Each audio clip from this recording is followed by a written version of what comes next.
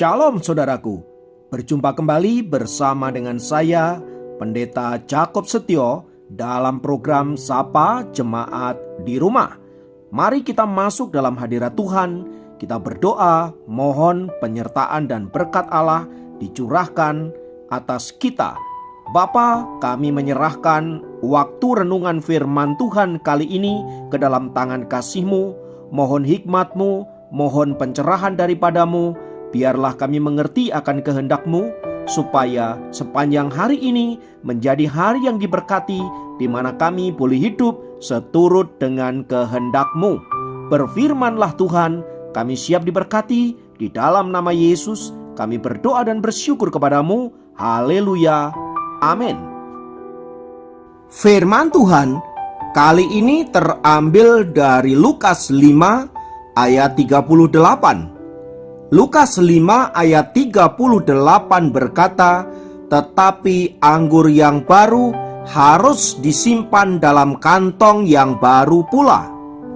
Saudaraku, anggur adalah salah satu minuman yang paling digemari di antara orang-orang Israel.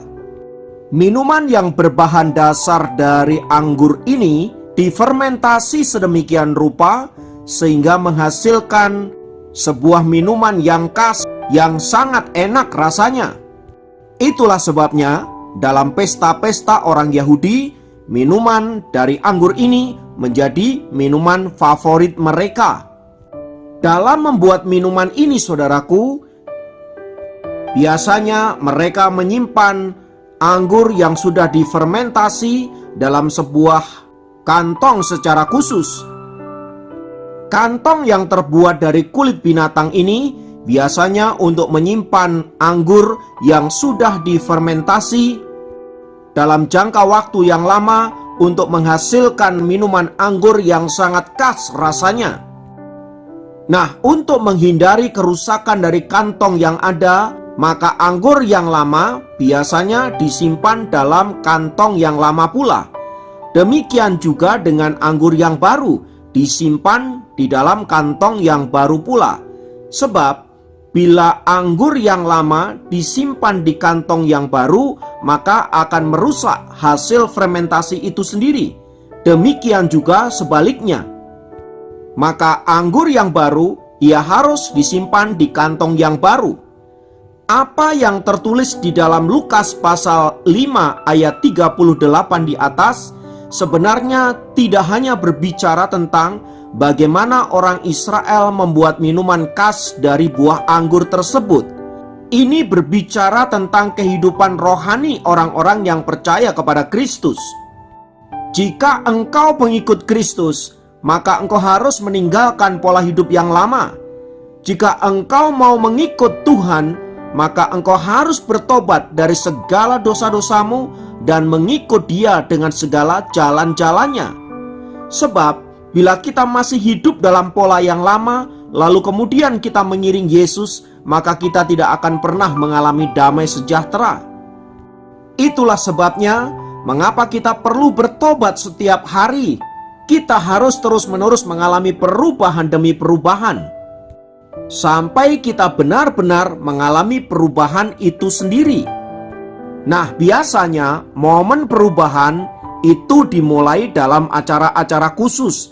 Misalnya, ketika tahun baru menjelang, banyak orang menyusun resolusi untuk tahun yang akan datang.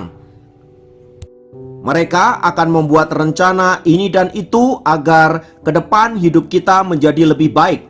Namun sebelum menyusun semua rencana ke depan, biasanya kita akan menimbang-nimbang terlebih dahulu resolusi apa yang akan kita buat di tahun depan dan apa yang harus kita perbaiki di tahun depan. Kita juga biasanya mengevaluasi sepanjang tahun yang kita jalani. Apakah sepanjang setahun ini kita sudah sungguh-sungguh menjadi kepala keluarga yang baik? Kita menjadi seorang istri, seorang ibu yang baik. Kita menjadi anak-anak Tuhan yang baik. Itu kita evaluasi sedemikian rupa supaya kita kemudian bisa memperbaikinya di tahun yang akan datang. Namun sayangnya, rencana tinggal rencana, kerinduan tinggal kerinduan, Semua biasanya berlalu begitu saja bersama berjalannya waktu yang sedang kita lalui. Komitmen di awal tahun pelan-pelan mulai pudar dan pada akhirnya kita kembali ke pola lama. Kita kembali kepada kehidupan yang lama. Tak heran bila kemudian hidup kita tetaplah sama dari tahun ke tahun, tidak ada perubahan sama sekali. Mengapa hal itu terjadi? Jawabannya karena kita masih tinggal dalam hidup yang lama, sementara kita mengharapkan sesuatu yang baru. Ini tidak mungkin bisa terjadi. Bila Anda ingin mengharapkan sesuatu yang baru terjadi dalam hidup Anda, maka Anda harus benar-benar hidup dalam pola yang baru. Anda tidak bisa tinggal dalam pola yang lama, sementara Anda mengharapkan sesuatu yang baru terjadi dalam hidup kita. Maka dari itu, saudaraku, mari ketika kita membuat resolusi untuk tahun depan, kita harus punya komitmen untuk sungguh-sungguh hidup di dalam Tuhan dengan serius. Apa yang sudah kita rancangkan, perubahan-perubahan ke arah lebih baik yang kita harapkan, harus benar-benar dijalani dengan komitmen yang kuat, supaya kita benar-benar mengalami perubahan yang nyata di tahun yang baru yang akan kita jalani ke depan. Kalau ada hal-hal yang harus kita perbaiki, mari kita perbaiki. Sebab pada dasarnya tidak ada seorang pun yang sempurna. Kita harus terus-menerus memperbaiki hidup kita dari waktu ke waktu, sampai pada akhirnya kesempurnaan akan menjadi bagian kita, yaitu ketika kita bertemu dengan juru selamat kita, Tuhan kita Yesus Kristus. Intinya, saudaraku, mari kita terus mengalami perubahan di dalam Tuhan, perubahan ke arah yang lebih baik, perubahan ke arah yang lebih benar, perubahan ke arah yang lebih mulia, dan pada intinya supaya olehnya kita dapat mempermuliakan Tuhan. Tinggalkan semua hal yang merugikan kita. Tinggalkan semua hal yang tidak membuat kita menjadi lebih baik. Sebab mempertahankan semua itu hanyalah sebuah kerugian. Dan saya yakin Anda tidak mau kan hidup dalam kerugian? Karena itu, tinggalkan semua yang negatif, semua yang salah, semua yang tidak benar, semua yang tidak kudus, dan semua hal yang merugikan kita. Beralihlah ke dalam hidup yang diberkati Tuhan, yang dipenuhi dengan sukacita, damai sejahtera, dan berkat-berkat yang berkelimpahan. Tuhan kiranya memberkati Anda. Mari kita berdoa. Kami naikkan syukur untuk anugerah-Mu, dan kami menyerahkan hidup kami hanya ke dalam tangan kasih-Mu.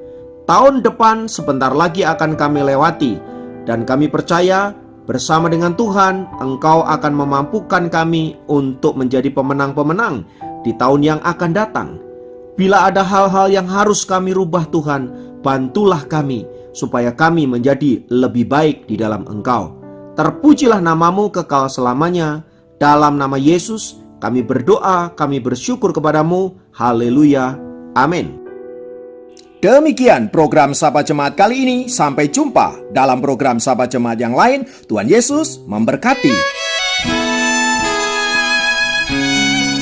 Aku mau bersyukur buat kasih karunia Tuhan, buat keluarga yang Tuhan berikan bagiku, buat anak-anak, buat istri. Kami mau menyembah Tuhan. Saat ini kami datang di hadapan-Mu, membawa hidup kami sebagai korban yang harum. Satukan hati, membawa diri menjadi persembahan penyenangan hati-Mu. Kami dan seisi rumah kami kan menyembah-Mu, memuliakan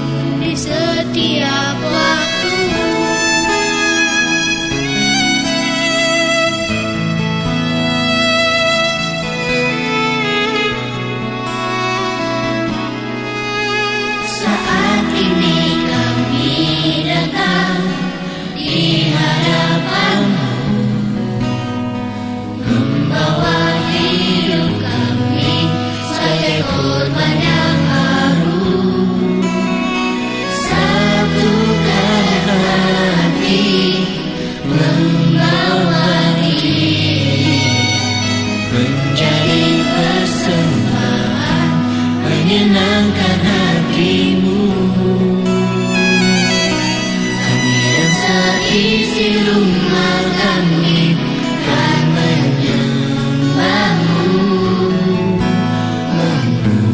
memujimu, Tuhan Allah penyelamat kami. Kami dan seisi rumah kami kan memujamu, mengagumi kasih-Mu di setiap waktu.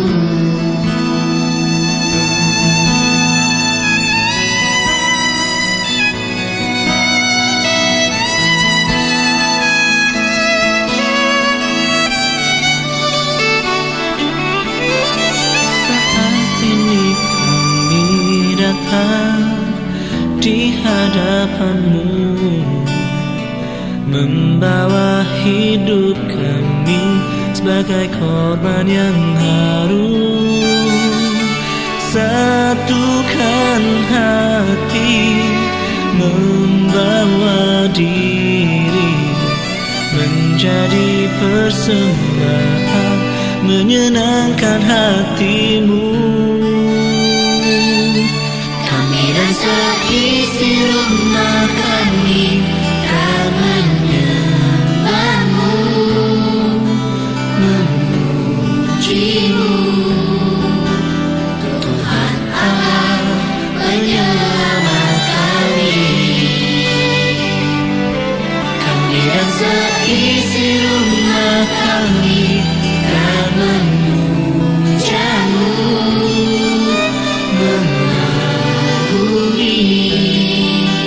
kasih-Mu di setiap waktu. Kami dan seisi rumah kami kan menyembah-Mu, memuji-Mu, Tuhan Allah penyelamat kami. Kami dan seisi rumah kami kan memuja-Mu, mengagumi kasih-Mu di setiap waktu. Kasih-Mu di setiap waktu. Oh, kasih-Mu di setiap waktu.